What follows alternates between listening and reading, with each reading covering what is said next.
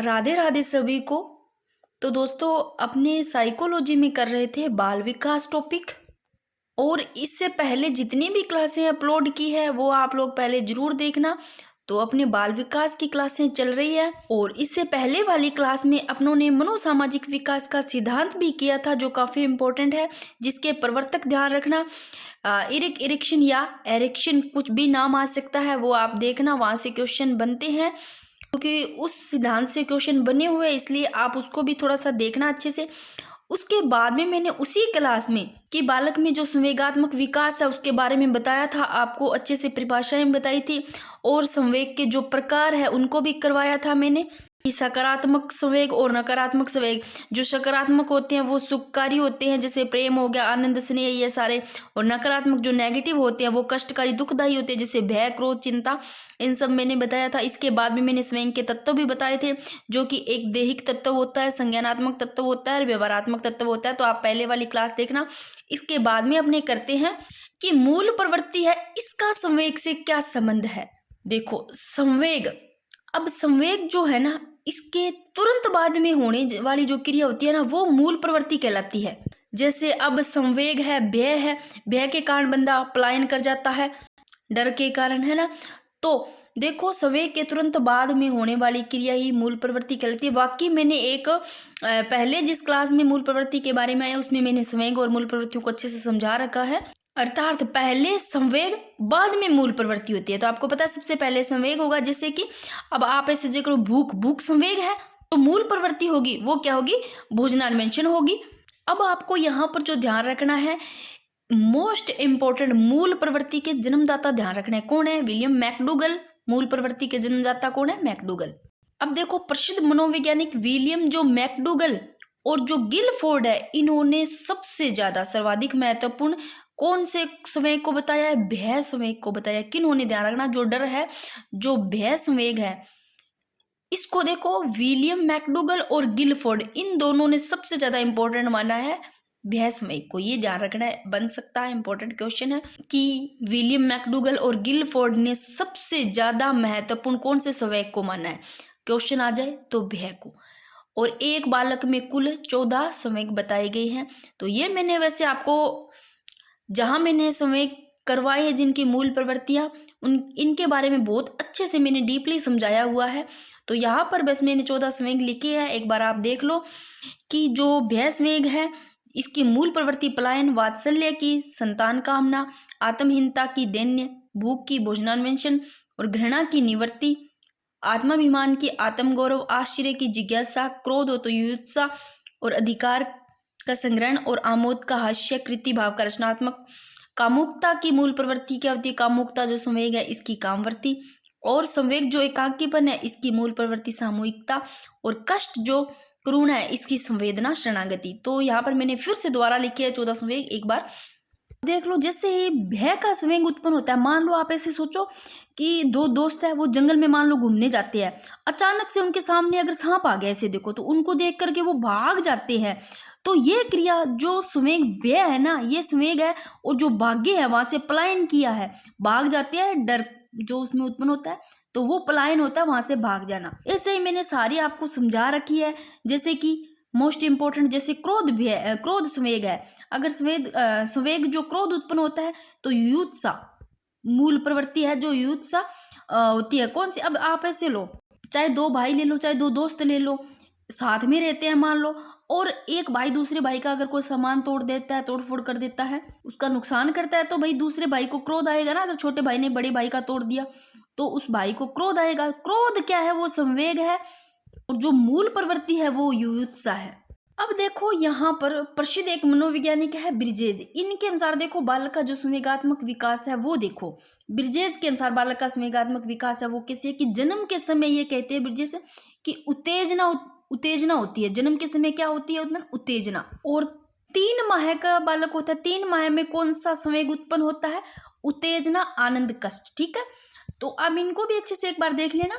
बाकी ये संवेग जो मूल प्रवृत्ति है 14, ये आप अभिप्रेरणा टॉपिक है उसमें देखना, मैंने इनको बहुत अच्छे से समझा रखा है।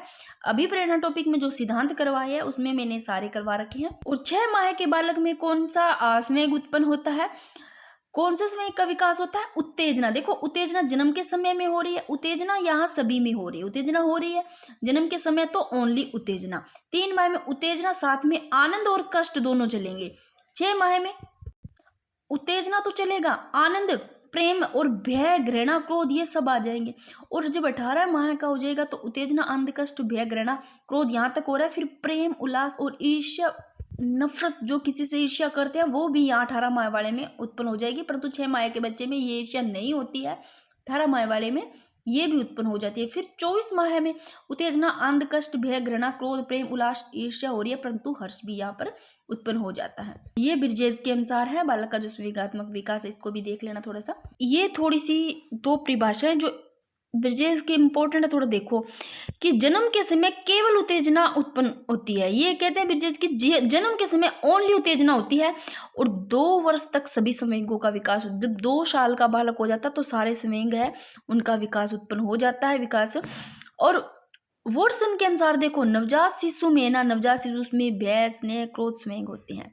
भय का होता है, प्रेम का होता है, क्रोध का होता है, जिसकी जो कुछ मनोवैज्ञानिकों ने क्या किया, आलोचना की है इसकी। वॉटसन कहते हैं कि नवजात शिशु में तो भय, स्नेह, क्रोध संवेग होते हैं, वॉटसन कहते हैं ये बात, और कुछ मनोवैज्ञानिकों ने इसकी आलोचना की है। तब बिरजेस ने जन्म के समय शिशु में केवल उत्तेजना बताई है। बिरजेस ने क्या बताई है? केवल उत्तेजना होती है भाई। और ये वॉटसन कह रहा है भय, स्नेह, क्रोध संवेग उत्पन्न होते हैं। अब देखो यहाँ पर जो संवेग है वो देखो संवेगात्मक विकास, संवेग का विकास शैशवावस्था में, बाल्यावस्था में, किशोरावस्था में देखते हैं। सबसे पहले देखो शैशवावस्था में जो संवेगात्मक विकास है वो देखो जो शिशु है ना वो अपने परिवार के जो बड़े सदस्य होते हैं उनसे संवेगात्मक व्यवहार का अनुकरण करता है। जैसे भी बड़े मतलब सदस्य है उनमें जो संवेग उत्पन्न होते हैं, जैसा उनका व्यवहार देखता है संवेग, जिससे ही व्यवहार घर पे करते हैं, जैसे उनमें संवेग उत्पन्न होता है, जिस व्यवहार को वो देखते हैं उनका पीछे पीछे अनुकरण करते हैं, सीखते हैं। इसलिए उन सभी बातों से डरेगा जिससे परिवार के सदस्यों को डर लगता है। तो भाई उनका संवेगात्मक जो व्यवहार है उनका वो सीखता है, उनका अनुकरण करता है देख करके। तो बालक भी देखो उन चीजों से डरेगा, उन बातों से जिनके परिवार के सदस्य डर रहे हैं। अब देखो जोन्स के अनुसार कि 2 वर्ष के शिशु को सांप से डर नहीं लगता है। जोन्स कहते हैं कि 2 साल को बालक है नहीं भी नए शिशु ने सांप और डर कौन लगा है, क्योंकि उसमें भय का विकास ही नहीं होता, डर को विकास ही कौन नहीं हुआ भाई 2 साल के बालक में। ये जोन्स कहता है। जोन्स के अनुसार है कि 2 वर्ष के शिशु को सांप से डर नहीं लगता है क्योंकि उसमें भय का विकास ही नहीं होता है। और 3 वर्ष की आयु में वह अकेले रहना, पशुओं से तथा अंधेरे में रहना, ये सब डरने लगता है। 2 साल के को तो यहाँ डर नहीं लग रहा क्योंकि उसमें भय का विकास ही नहीं हुआ, भय संवेग का। और जब बालक 3 साल का होता है तो वो अकेले रहेगा तो भी डरेगा, पशुओं से भी डरेगा, और अंधेरे में अकेला रहेगा तो भी अंधेरे से भी डरेगा। अब देखो इसमें शिशु में जो संवेगात्मक व्यवहार है वो किस प्रकार दर्शाया है यहाँ पर कि जन्म के समय देखो जन्म लेते ही है ना शिशु क्या करता है? क्रंदन यानी कि रोना। शिशु जन्म लेते ही रोएगा, ठीक है। क्रंदन जिसको बोलते हैं, रोना करता है, ध्यान रखना, क्रंदन करता है यानी कि रोना स्टार्ट करता है। और शिशु के जो संवेगात्मक व्यवहार है उसमें क्या आ जाती है? अस्थिरता आ जाती है। अब शिशु के व्यवहार में अस्थिरता कैसे आती है? अब ऐसे लो, मान लो बालक है, जो शिशु है वो रोते हुए, मान लो रो रहा है, रोते हुए शिशु तुरंत मान लो खिलौने देखकर वो हंसता है, यानी कि रो रहा था बच्चा, उस रोते हुए बच्चे को मान लो खिलौना दिखा दिया तो हंसाया जा रहा है, उसको तुरंत ही हंसा दिया। तो उसमें जो संवेगात्मक व्यवहार है उसमें क्या आ जाती है? अस्थिरता होती है, रोता हुआ हंसने लग जाता है।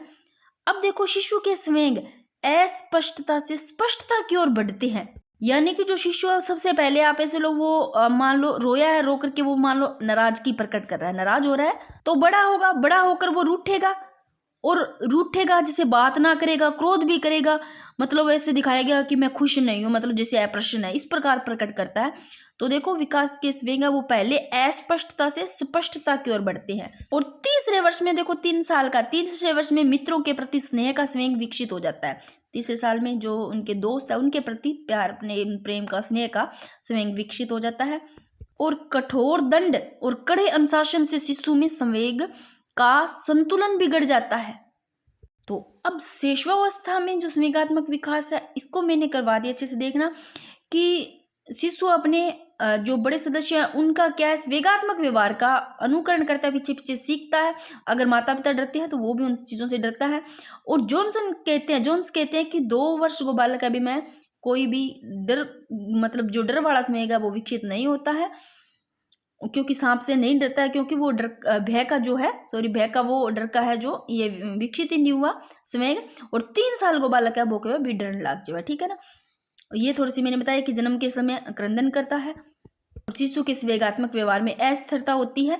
एकदम रो रहा है तो उसको खिलौने दिखा करके हंसाया जा सकता है, तो ये भी देख लेना। नेक्स्ट, बाल्यावस्था में संवेगात्मक विकास। अब बाल्यावस्था में देखो जो पूर्व प्राथमिक एक तो और जो प्राथमिक विद्यालय, उनमें क्या है, बालकों के जो संवेगात्मक विकास है उनके लिए एक लेडीज यानी कि एक महिला अध्यापक होनी चाहिए भाई, क्योंकि जो ये आयु है बाल्यावस्था में, इसमें क्या है, बालक के लिए जो माता की भूमिका है वो सबसे ज्यादा इंपॉर्टेंट होती है, इसलिए एक महिला है वो टीचर होनी चाहिए। देखो बाल्यावस्था में संवेग पूर्व की तुलना में अधिक स्पष्ट एवं प्रभावी होते हैं। बाल्यावस्था में जो संवेग थे पहले थे उसकी तुलना में यहाँ पर ज्यादा स्पष्ट और प्रभावी हो रहे हैं। और बालकों में देखो, बाल्यावस्था में जो बालक है इसमें संवेगों पर नियंत्रण वो कंट्रोल करना सीख जाते हैं, थोड़ा सा ऐसे उनको छुपा सकते हैं, मतलब सही टाइम पे। तो बालकों में जो संवेग है उस पर नियंत्रण और दमन की क्षमता आने से उचित समय पर संवेगों को छुपा लेते हैं। अगर उनको ऐसे सोचो, मतलब क्रोध का संवेग ही ले लो, मान लो क्रोध आ गया तो वो बाल्यावस्था में कंट्रोल कर सकते हैं, नियंत्रण कर सकते हैं, उनका दमन कर सकते हैं, ये उनमें क्षमता होती है बाल्यावस्था में। और फिर अगर सही उचित समय आने पर उस समय को वो छुपा भी सकते हैं, क्रोध को कंट्रोल कर सकते हैं, छुपा लेंगे भी, हाँ मेरे को गुस्सा नहीं आया, इस प्रकार कोई भी संवेग ले लो, भय का, क्रोध का, है ना, कुछ भी। और बालक के समूह के प्रभाव से घृणा, द्वेष, ईर्ष्या के संवेग से अवांछित ढंग से आ जाते हैं। यानी बालकों में समूह के प्रभाव के कारण जो घृणा है, किसी से घृणा करना, द्वेष, ईर्ष्या, इनके संवेग है वो अवांछित ढंग से उनमें आ जाते हैं।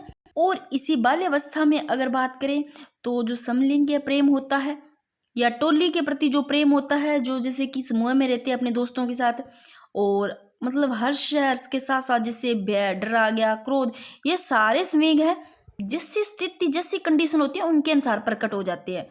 अब देखो किशोरावस्था में संवेगात्मक विकास, देखो यहाँ किशोरावस्था में जब बालक आते हैं ना, यहाँ देख लो कौन सी एज होती है किशोरावस्था में, क्योंकि ये किशोरावस्था ऐसी एज है कि इसमें संवेगात्मक विकास में तीव्र परिवर्तन होता है, सबसे ज्यादा किशोरावस्था में होते हैं संवेगों में जो विकास होता है तीव्र परिवर्तन, तो इसलिए ये इसकी प्रमुख विशेषता है तीव्र परिवर्तन। तो आप मान सकते हो कि जो ये किशोरावस्था है, इस अवस्था के आगमन का जो प्रमुख चिन्ह है वो यही है, संवेगात्मक विकास में तीव्र परिवर्तन। और किशोरावस्था की ये इंपॉर्टेंट है, विशेषता है भाई। अगर किशोरावस्था में बालक मान लो चिंता और तनाव में है तो वो क्रोधित और चिड़चिड़े रहेंगे, क्रोध आएगा उनको और चिड़चिड़े स्वभाव के रहेंगे। जैसे यहाँ पर देखो B.N. झा के अनुसार देखो कि काम नामक संवेग किशोरावस्था पर असाधारण प्रभाव डालता है। तो ये आप थोड़ा ध्यान रखना, B.N. झा के अनुसार है कि जो संवेग कौन सा है, काम नामक जो संवेग बताया है वो असाधारण प्रभाव डालता है इस पर। अब इसमें देखो कि किशोरावस्था में जब इस अवस्था में आते हैं तो इस अवस्था में जो संवेग है उनमें परिपक्वता आने लगती है। किशोरावस्था में आ गए तो इसमें संवेगों का जो विकास होता है इसमें परिपक्वता आने लगती है। और माता पिता व अन्य पारिवारिक संबंधों में तनाव होने, अगर माता पिता में कोई, अगर परिवार के संबंधों में अगर तनाव हो गया है, इच्छा की पूर्ति नहीं हो रही है, तो किशोर तनाव में रहते हैं भाई। जैसे प्रेम, दया, क्रोध, सहानुभूति आदि संवेग स्थायी रूप से प्राप्त कर लेते हैं किशोरावस्था में, यहाँ पर स्थायी रूप से प्राप्त कर लेते हैं, ये सारी संवेग उत्पन्न होती हैं जो।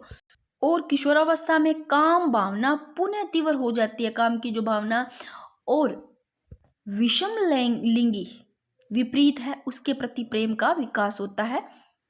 बालक बालिका के प्रति, बालिका बालक के प्रति, विषम लिंगी के प्रति प्रेम का विकास होता है, काम भावना पुनः तीव्र हो जाती है। और संवेग, यहाँ पर संवेग है उनमें क्या आ जाती है, परिपक्वता आने लगती है। क्योंकि जब देखो बाल्यावस्था में तो यहाँ पर ये जैसे छुपा लेते थे, संवेग को कंट्रोल कर लेते थे। आप देखना किशोरावस्था में अगर किशोर है, इस अवस्था में अगर पैर धर लिया है बालकों ने, तो इसमें क्या है, किशोर में जो संवेग की प्रबलता जो होती जाता है, इस कारण क्या, इस पर नियंत्रण नहीं रह पाते, गुस्सा भी आता है, मतलब किशोरावस्था में आ गया तो ये कंट्रोल नहीं कर पाते हैं, क्योंकि जिसमें संवेगात्मकता होती है अस्थिरता पैदा हो जाती है। क्योंकि किशोरावस्था में किशोर है उसमें जो शारीरिक कमजोरी आ गई, असफलता, मान लो कोई चीज में असफलता हासिल होगी, बीमारी, आलोचना, ये सारे करने वाले लोग हैं, मान लो कोई लोग कर रहे हैं इस प्रकार की, तो उनके कारण उसमें भय, मतलब ऐसा डर सा रहेगा, भय का मतलब सबसे ज्यादा तीव्र संवेग पैदा हो जाता है इस किशोरावस्था में। और संवेगात्मक विकास पर भी प्रभाव बताया है, जैसे अध्ययन करता है उनके द्वारा अध्ययन किया गया। जैसे कि मैंने आपको बताया था खरगोश पर 9 महीने के बालक पर किया था ना, कि खरगोश और जो 9 महीने का बालक किन्होंने किया था, पावलाव ने किया था अनुबंधन का प्रयोग। वो थोड़े से आप देख लेना कि जो अनुबंधन है, जो एसआर है, उनके बीच साहचर्य द्वारा संवेगों का विकास होता है। जैसे पावलाव के द्वारा अनुबंधन का प्रयोग खरगोश और 9 महीने के बालक पर किया, ऐसे ही मार्गन है, उनके द्वारा संवेगात्मक व्यवहार पर जो एड्रिनल ग्रंथि है उसके जो प्रभाव का अध्ययन बताया गया था उन्होंने, उसके विकास में संवेगात्मक विकास है उसका भी प्रभाव पड़ता है। और जो गुडेनेफ है उनके द्वारा जो फोटोग्राफिक विधि है उसके द्वारा, यानी कि 10 वर्ष का जो बहरी और जो मान लो एक अंधे बालक होती है ना, उनमें जो संवेग होते हैं उनकी तुलना जो सामान्य बालक होती है उनसे करके बताया था कि जो परिपक्वता है वो संवेगों पर प्रभाव डालती है। जैसे अभी जोन्स का मैंने बताया था आप लोगों को कि जोन्स ने ये कहा था, जोन्स के द्वारा कि बालक पर सांप का प्रयोग करके बताया गया था कि 2 वर्ष के बालक है उनमें भय का प्रभाव नहीं पड़ता, क्योंकि उन्होंने प्रयोग किया था कि पास में सांप जिसे रख दिया इस प्रकार का, कि 2 साल के बालक पर कर दिया था कि उनमें उनको डर नहीं लगा था, इसलिए वही कि 2 साल के बालक होते उसमें भय का मतलब भय विकसित ही नहीं होता उसमें है जो, क्योंकि 2 साल के बालक वो सांप से नहीं डरा था। तो एक बार ये आप देख लेना कि बिरजेस के अनुसार देखो जन्म के समय केवल उत्तेजना होती है और 2 वर्ष तक कहते हैं भी सारे संवेग है वो उत्पन्न हो जाते हैं बिरजेस के अनुसार। और वॉटसन ने ये कहा है कि नवजात शिशु में भय, स्नेह, क्रोध संवेग होते हैं, और कुछ मनोवैज्ञानिक उन्होंने इसकी आलोचना भी की है। और बिरजेस ने ये कहा है कि जन्म के समय ओनली उत्तेजना। और ये मैंने बता दी संवेगात्मक शैशवावस्था में, बाल्यावस्था में, किशोरावस्था में। अब बालक का क्रियात्मक जो गामक विकास है ये भी इम्पोर्टेंट है भाई। इसके बाद में थोड़ा सा बालक का भाषा विकास देख लेंगे, इसको तो मोटा मोटा बस देख लेना। और इसके बाद में इसी में भाषा विकास का सिद्धांत है, ये देखना कि प्रवर्तक नोम चॉम्स्की है, इसको करवाऊंगी, थोड़ा इतना ही है बस। अब थोड़ा सा जल्दी जल्दी करते हैं ताकि आपका टाइम खराब ना हो, काफी टाइम लग गया इसी में भी। सबसे पहले देखो बालक का जो क्रियात्मक जो गम विकास है वो देखो, क्रियात्मक विकास को ही कहते हैं गत्यात्मक योग्यता का विकास भी कहा जाता है। तो आप ये ध्यान रखना इंपॉर्टेंट है कि जो क्रियात्मक विकास है इसको गत्यात्मक योग्यता का विकास भी कहते हैं। अब ये देखो यहाँ पर मैंने एक लाइन लिखी है कि बालक के गत्यात्मक विकास को गामक विकास भी कहते हैं, गामक कौशल भी कहते हैं, यांत्रिक विकास भी कहते हैं, पेशीय कौशल और लोकोमोटर स्किल भी कहते हैं, डायनेमिक स्किल, इन नामों से इनको जाना जाता है। तो ये सारे नाम जरूर ध्यान रखना इंपॉर्टेंट है कि बालक का गत्यात्मक विकास चाहे गामक विकास, ठीक है। अब देखो क्रियात्मक विकास सामान्य से विशिष्ट की ओर होता है, क्योंकि जो क्रियात्मक विकास है ना इसके द्वारा ही जो बालक है ना अपनी मांसपेशियां उन पर कंट्रोल करना सीखता है। क्रियात्मक विकास के द्वारा ही तो सीखेगा, क्योंकि जो बालक होता है उसके अंदर उसके भीतर क्या होती है, योग्यताएं, कौशल सारे बालक के अंदर ही तो होते हैं। इसलिए जो बालक है वो अपनी मांसपेशियों पर इस क्रियात्मक विकास के द्वारा कंट्रोल करना सीखता है, नियंत्रण करना सीखता है। तो क्रियात्मक विकास ये ध्यान रखना सामान्य से विशिष्ट की ओर होता है। और शिशु का जो क्रियात्मक विकास है वो गर्भकालीन अवस्था से प्रारंभ हो जाता है। ध्यान रखना शिशु का क्रियात्मक विकास कब से स्टार्ट होता है, गर्भकालीन अवस्था से प्रारंभ हो जाता है। कैसे होता है गर्भकाल से, देखो क्रियाएं कैसे करता है बालक, आपने देखा होगा जब गर्भस्थ शिशु माता के मान लो गर्भ में होता है ना, तो वो क्या करता है, पैरों को हिलाता है, देखा होगा। कई बार ऐसे बोल रहे हैं कि अंदर बच्चा हिल रहा है, इस प्रकार माता को पता होगा, जो कि एक माँ है, पेट में ये होता है, क्रियाएं करता है बालक, पैर हिलाना, इस प्रकार ऐसे अंगड़ाई सी लेता है, इस प्रकार की। तो ये देखो कि शिशु का क्रियात्मक विकास जो क्रिया करता है वो गर्भकालीन अवस्था से प्रारंभ हो जाता है। लेकिन जब बालक का जन्म होता है, जन्म के बाद है जो ये क्रियात्मक, इनकी गति थोड़ी तेज हो जाती, तीव्र हो जाती है। तो होती तो जन्म के समय है, परंतु जन्म के बाद में तेज हो जाती है भाई। जैसे जैसे बालक की उम्र बढ़ेगी वैसे वैसे क्रियात्मक विकास की गति ज्यादा तेज हो जाएगी भाई। जैसे ये देखो, अब जन्म से लेकर 5 वर्ष, जब बालक ने जन्म लिया तब से लेकर 5 वर्ष की अवस्था तक होता है, ये ध्यान रखना स्थूल क्रियात्मक कौशल। और इम्पोर्टेंट है कि स्थूल क्रियात्मक कौशल है ये जन्म से लेकर के 5 वर्ष की अवस्था तक होता है, जिसमें बैठना, उठना, उछलना, चलना, दौड़ना, फेंकना, ये सारे इनमें तीव्रता से विकास होता है। फिर देखो जन्म से 5 वर्ष तक स्थूल क्रियात्मक कौशल, फिर 5 से 6 वर्ष तक बालक का दौड़ना, गेंद फेंकना जैसे अनेक क्रिया कौशलों का विकसित करता है 5 से 6 वर्ष। अब ये बालक का गत्यात्मक विकास है, इसको ही मैंने बताया गामक विकास, गामक कौशल भी कहते हैं, यांत्रिक विकास भी बोल देते हैं। ये यांत्रिक जो क्रियाएं करता है, पेशीय कौशल भी बोल देते हैं, लोकोमोटर्स के लिए, सारे ध्यान रखना, डायनेमिक्स के लिए इन्हीं के ही नाम है। अब देखो जो मैंने बताया आपको, इन दोनों को देखो कि गामक या जो क्रियात्मक, गामक भी बोलते हैं इसको, क्रियात्मक, ये कौशल है, इनके प्रकार देखो। एक होता है स्थूल पेशीय कौशल, जिसको स्थूल क्रियात्मक विकास बोल देते हैं, स्किल मोटर कौशल विकास भी बोल देते हैं। तो ये एक सूक्ष्म पेशीय कौशल, जिसको सूक्ष्म क्रियात्मक विकास या महीन मोटर कौशल विकास बोल देते हैं।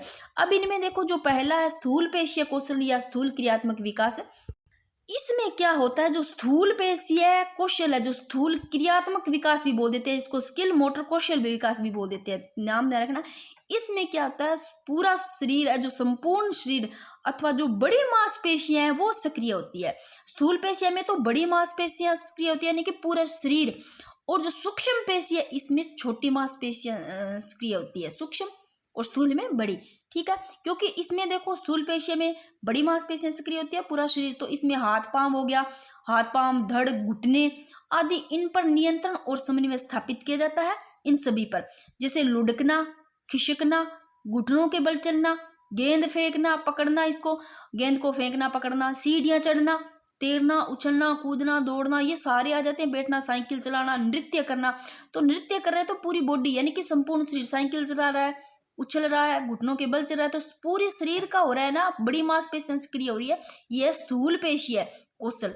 फिर है सूक्ष्म पेशीय कौशल, यानी कि सूक्ष्म छोटी मांसपेशियां सक्रिय होती है इसमें, यानी कि महीन मोटर। तो देखो इसमें आंख होगी, कलाई होगी, उंगलियां, ये छोटी मांसपेशियां हैं भाई, इसमें पूरी बॉडी का हो रहा है।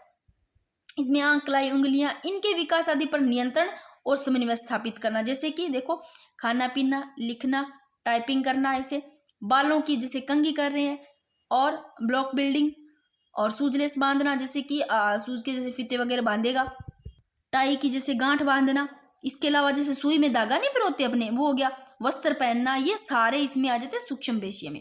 ठीक है, अब एक मैंने लाइन लिखी है इंपॉर्टेंट, कि गामक कौशलों का परिपक्वता से सकारात्मक संबंध होता है, परिपक्वता से सकारात्मक संबंध होता है, ये ध्यान रखना गामक कौशलों का। अब लो भाई, यहाँ पर बालक का जो भाषा विकास है, सबसे पहले थोड़ा सा ये देख लो कि बालक का यहाँ भाषा विकास की बात कर रहे हैं, लैंग्वेज की। तो जब शिशु का जन्म होता है ना, तब देखो पहली बार वह क्रंदन करता है, यानी कि जब शिशु का जन्म होता है पहली बार क्या करता है, रोता है, क्रंदन करता है। रोना या क्रंदन एक ही बात है, रोने को बोलते हैं। वह ही बालक की पहली भाषा, जो रोता है ना वो ही पहली भाषा है बालक की। और जब 10 माह का बालक होता है तो वह पहला शब्द बोलता है। यहाँ शेषवावस्था में देखो शेषवावस्था में जब होता है ना, वहाँ शेषवावस्था में क्या है, लड़कों की अपेक्षा लड़कियों का भाषा विकास ज्यादा होता है। यहाँ लड़कों की अपेक्षा लड़कियों का ज्यादा हो रहा है भाषा का विकास शेषवावस्था में। अब देखो बाल्यावस्था व किशोरावस्था में भी लड़कियों का भाषा विकास लड़कों की अपेक्षा अधिक होता है। चाहे बाल्यावस्था किशोरावस्था में भी यहाँ लड़कियों का ज्यादा हो रहा है भाषा का विकास लड़कों की अपेक्षा। अब यहाँ भाषा के 4 भाग भी मैंने लिखे, ये भी थोड़ा देख लेना, कुछ छूटे ना, इसलिए मैंने सारा कुछ लिखा है। समनिम जिसको ध्वनिम बोलते हैं, एक रूपिम जिसको रूपग्राम बोलते हैं, एक वाक्य विन्यास, एक अर्थ विन्यास, ये 4 है भाषा के भाग। जो ध्वनिम है, समनिम है, ये ध्वनि की सबसे छोटी इकाई है, क्योंकि इसका खुद से कोई मतलब नहीं होता है भाई। क्योंकि बालक होता है वो शेषवावस्था में शवनिम ध्वनि निकालता है, जैसे कि अ, ई, उ, चो, ध, प, इस प्रकार की। और रूपिम जो रूपग्राम है, ये सबसे छोटी अर्थपूर्ण इकाई होती है। यहाँ पर अर्थ की बात हो रही है, अर्थ निकलता है। जैसे इसमें छोटे छोटे वर्णों से मिले शब्द होंगे, जैसे कि यहाँ पर देखो चल, कल, पल, अर्थ निकलेगा भाई चल, है ना, मैं लिख देती हूँ। और वाक्य विन्यास जिसमें वाक्य बना होता है, जैसे मान लो शाम क्या है, खाना खा रहा है, कुछ भी ऐसे वाक्य होगा ना। अर्थ विन्यास, सॉरी यहाँ वाक्य विन्यास है, यहाँ अर्थ विन्यास है, इन दोनों को समझो। वाक्य विन्यास यानी कि शब्दों का ऐसा समूह होगा जिसमें एक वाक्य तो बना होगा, पर वाक्य का कोई अर्थ हो या नहीं, ये मतलब कहलाता है वाक्य विन्यास। जैसे आप लो कि रामू, जैसे रामू चाय खाती है, क्या अर्थ लिख रहे हैं, रामू चाय खाती है, रामू लड़का चाय खाती है, क्या खाती है, इस प्रकार का वाक्य विन्यास। वाक्य तो होगा परंतु कोई अर्थ हो ना हो ऐसा नहीं। अर्थ विन्यास में अर्थ होता है जिस वाक्य में सभी अर्थपूर्ण शब्द हो, यानी कि जो वाक्य के सारे शब्द है वो मतलब अर्थपूर्ण लिए हुए हो। जैसे यहाँ पर आप लो कि शाम चाय मतलब रामू चाहे पिता है, इस प्रकार का कुछ भी ले लो। अब यहाँ भाषा सीखने के साधन देख लो कौन कौन से है। अनुकरण के द्वारा, खेल के द्वारा, कहानी सुनना, वार्तालाप, प्रश्नोत्तर, ये भाषा सीखने के साधन है। और भाषा के प्रकार तो सभी को पता होगा। वाचिक भाषा जैसे मौखिक भाषा को बोलते हैं, एक सांकेतिक भाषा होता है, लिखित भाषा होता है। ये लिख रखे है कि मैंने, हाँ, भाषा के प्रकार वाचिक भाषा, मौखिक जिसको बोलते हैं सांकेतिक भाषा। इसमें वक्ता क्या होता है, बोलकर जो बात कहता है, श्रोता सुनकर उसकी बात को समझता है। सांकेतिक भाषा यानी कि साइन के द्वारा बताएगा, संकेतों के द्वारा। जैसे आप लोग चौराहे पे खड़ा, मान लो ट्रैफिक जो पुलिस यातायात है उसके संकेत को देख करके उसको जैसे कंट्रोल करता है, संकेत के द्वारा ही। मुख बधिर बालक होता है, वो कैसे होता है, आप देखो मुख बधिर होता है, वो इशारों से समझाता है ना बालक, किसी को भी समझाता है। लिखित भाषा, लिख कर, जैसे भी कोई बालक है वो अपनी भावनाएं चाहे वो सारी सूचनाएं लिख करके विचारों को व्यक्त करता है। अब यहाँ पर भाषा के चरण अवस्थाएं देखो कौन कौन सी है। एक होती है पहली क्रंदन, जिसको रोना, रोते हैं वो क्रंदन करता है, क्रंदन यानी कि रोता है। ये बालक की प्रथम ध्वनि है, पहली ध्वनि यही होती है, बालक की पहली भाषा यही होती है, रोना। बलबलाना या जिसको बोलते हैं बालालाप या कुइंग, बलबलाना, बालालाप या कुइंगी, इसमें क्या होता है, कौन से माह तक होते हैं, 3 से 9 माह तक होता है बलबलाना। जैसे ऐसे बलबलाता है, दा, आ, बा, मतलब ये बालक के लिए समझ लो एक खेल है बलबलाना ना। 3 से 9 माह तक आता है, दा, आ, बा, ऐसे बोलता रहेगा, ना, माँ बालक की एक इस प्रकार का खेल ही समझो, जिसमें क्या बालकों से मतलब खुद को ऐसे संतुष्टि सी प्राप्त होती है, आनंद की अनुभूति है इसमें। फिर होता है अंग विक्षेप यानी कि हाव भाव। इसमें बालक अपने हाव भाव के द्वारा बालक अपने भावों एवं विचारों को अभिव्यक्त करता है। यहाँ पर देखो भाषा जो एक स्मिथ है, इनके अनुसार एक है सॉम्पसन और जो लिप्सिट है, इनके द्वारा जो भाषा का विकास है उनका प्रगति लिखे है कि मैंने कौन सी आयाम में कौन सी कितने शब्द बोलता है। तो ये चाहे आप देख लेना कि स्मिथ के अनुसार देखो जन्म से 8 माह तक 0 शब्द बोलता, कुछ भी नहीं बोलता। 10 माह का होता है तब 1 शब्द बोलता है, 1 साल का होता है तो 3 शब्द बोलता है। जैसे 1 वर्ष या 3 माह के 19 शब्द बोलता है, 1 वर्ष या 3 या 6 माह तक 22 शब्द बोलता है। इस प्रकार मैंने लिख रखे हैं। इनके अनुसार भी देखना जो सॉम्पसन और लिप्सिट है आते नहीं है, कई बार ऐसा होता है। स्टार्टिंग का देख लेना थोड़ा, जन्म के समय इन 0 शब्द बोलता है और 18 माह और 1.5 वर्ष तक, 18 या 1.5 वर्ष तक 10 शब्द, 2 वर्ष का होता है 272, 2.5 वर्ष का 450, ये थोड़े ये भी देख लेना चाहिए। नेक्स्ट, भाषा विकास का सिद्धांत इंपॉर्टेंट है। प्रवर्तक ध्यान रखना, भाषा विकास सिद्धांत के प्रवर्तक कौन है, नोम चॉम्स्की। और नोम चॉम्स्की के अनुसार भाषा विकास है वो जन्मजात योग्यता होती है। नोम चॉम्स्की के अनुसार इनका जन्म 7 दिसंबर 1928 में हुआ था भाई। अब देखो चॉम्स्की का क्या मानना है। नोम चॉम्स्की का मानना है कि भाषा विकास शारीरिक परिपक्वता की तरह जो उपयुक्त देखभाल करने पर बच्चों में स्वतः होता है। ये जो नोम चॉम्स्की है ना, ये कहते हैं, इनके अनुसार ये कहना है कि बच्चा बिना पढ़ाए, बिना अगर पढ़ाया नहीं है बच्चे को, बिना पढ़ाए जिस तरह से शब्दों तथा व्याकरण को अर्जित करता है उसकी व्याख्या नहीं कर सकता है। ये नोम चॉम्स्की का कहना है कि बालकों को अगर नहीं पढ़ाया, बिना पढ़ाए मतलब जो भी शब्द है उनका अगर व्याकरण को मान लो सीख लेता है, वो अर्जित कर लेता है, तो उनकी व्याख्या नहीं कर सकता। ये नोम चॉम्स्की कहते हैं। देखो, वे जिस किसी भाषा को सुनते हैं उसके व्याकरण को सरलता से सीख पाते हैं, ये कहते हैं। और जो नोम चॉम्स्की है, इन्होंने भाषा सीखने के 2 नियम बताए हैं। एक स्थायी संरचना का नियम, जो स्थायी संरचना का नियम है, इसमें देखो, इसमें क्या है कि इसमें बोलना, पढ़ना, लिखना ये सारे आते हैं। एक है गहरी संरचना का नियम। इसमें क्या होता है, गहरी संरचना यानी गहराई से, इसके अंतर्गत भाषा का जो ज्ञान होता है वो गहराई से प्राप्त किया जाता है। ठीक है, तो 2 बताए हैं भाषा के सीखने के नियम नोम चॉम्स्की ने। तो भाषा विकास के सिद्धांत का प्रवर्तक ध्यान रखना नोम चॉम्स्की। आप इसको इस प्रकार याद रख सकते हो। इनके प्रवर्तक कैसे याद रखोगे कि भाषा विकास, भाषा आप ऐसे लो नोम चॉम्स्की, या नोम से लो नाम, मात्रा को हटाओ, नाम आ रहा है, नाम कैसे बोलेगा, जब भाषा को थोड़ा सीखेगा तभी नाम को बोल सकता है। ऐसे याद रख लेना नोम चॉम्स्की। अब देखो, जो नोम चॉम्स्की है, इनके अनुसार बालक में भाषा ग्रहण करने की जन्मजात प्रवृत्ति होती है। नोम चॉम्स्की कहते हैं बालक में जो भाषा ग्रहण करता है वो जन्मजात प्रवृत्ति होती है, ये कहते हैं, जिसे भाषा अर्जन तंत्र के नाम से जाना जाता है, यानी कि भाषा को अर्जन करते हैं। इनका मानना है कि बालक जिस भाषा को सुनता है उसकी व्याकरण अपने सीख जाता है, यानी कि अपने आप सीख जाता है उसके व्याकरण। जिस भाषा को मान लो सुना तो उसका व्याकरण अपने आप सीख जाता है। इसलिए सिद्धांत को जेनरेटिव ग्रामर थ्योरी कहा जाता है। तो नोम चॉम्स्की का जो भाषा विकास का सिद्धांत है इसको क्या कहा जाता है? इसको कहा जाता है, ध्यान रखना, जनरेटिव ग्रामर थ्योरी। क्योंकि ये कहते हैं कि बालक जिस भाषा को सुनता है उसकी जो व्याकरण है वो अपने आप ही सीख जाता है, ये कहते हैं, इसलिए इसको जनरेटिव ग्रामर थ्योरी कहा जाता है। तो ध्यान रखना, भाषा विकास के सिद्धांत के प्रवर्तक नोम चॉम्स्की मोस्ट इंपॉर्टेंट है, इनके प्रवर्तक।